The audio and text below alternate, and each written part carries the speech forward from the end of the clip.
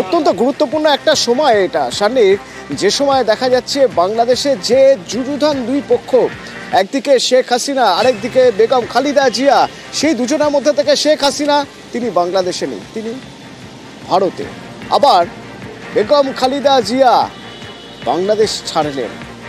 বাংলাদেশ ছাড়লেন এবং ঢাকা থেকে এয়ার অ্যাম্বুলেন্সে তাকে লন্ডনে নিয়ে যাওয়া হলো। কাতারের পাঠানো এয়ার অ্যাম্বুলেন্স, সেই এয়ার অ্যাম্বুলেন্সে খালেদা জিয়া চলে গেলেন লন্ডনে। তবে তার আগে বিএনপি চেয়ারপারসনকে ঘিরে ঢাকায় উন্মাদনা ছিল চোখে পড়ার মতো। লন্ডনে কোথায় থাকবেন তিনি?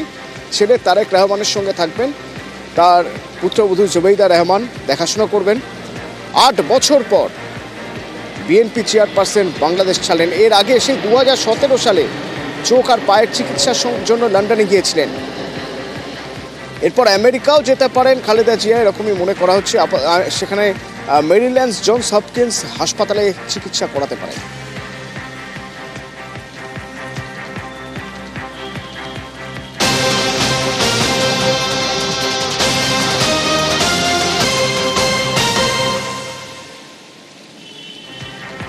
সেদিক থেকে দেখতে গেলে তাহলে মোহাম্মদ ইউনূস এখন একা রাজা, ফাঁকা মাঠ, ফাঁকা গোল পোস্টে একাই গোল দেবেন। তার কারণ যে প্রধান দুই নাম, সেই প্রধান দুই নাম তারা তো দেশে আর নেই। শেখ হাসিনা সরকারের পতনের পর, শেখ হাসিনা দেশ ছাড়ার পর তদারকি সরকারের প্রধান হিসেবে মোহাম্মদ ইউনূস, আর বাকি ছিল বিএনপি চেয়ারপারসন খালেদা জিয়া, তিনিও চলে গেলেন লন্ডনে। একা রাজা ইউনূস। শানিক,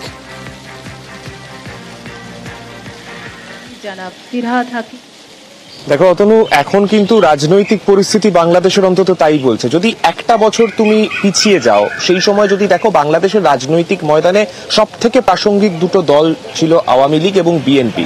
সেই দুই দলের যারা একেবারে শীর্ষ নেতৃত্ব, তারাই এই মুহূর্তে বাংলাদেশ ছাড়া, যে কোনো কারণে হোক, খালেদা জিয়ার শারীরিক অসুস্থতার কারণে, অন্যদিকে একদিকে শেখ হাসিনাও তিনিও দেশ ছাড়া।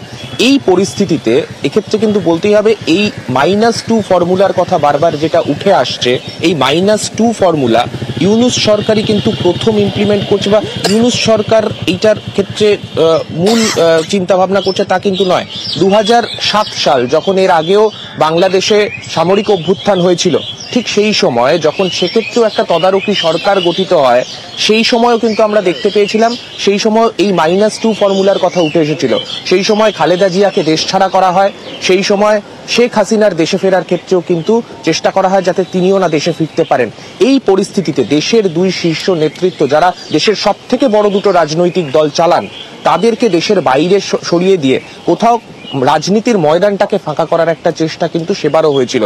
এবারও রাজনৈতিক বিশ্লেষকরা বলছেন, যারা আন্তর্জাতিক সম্পর্ক বিশেষজ্ঞ তারাও বলছেন যে এই পরিস্থিতিতে ইউনূস সরকারও কিন্তু সেটাই চেষ্টা করছে, বিএনপি এবং আওয়ামী লীগকে যদি দুর্বল করে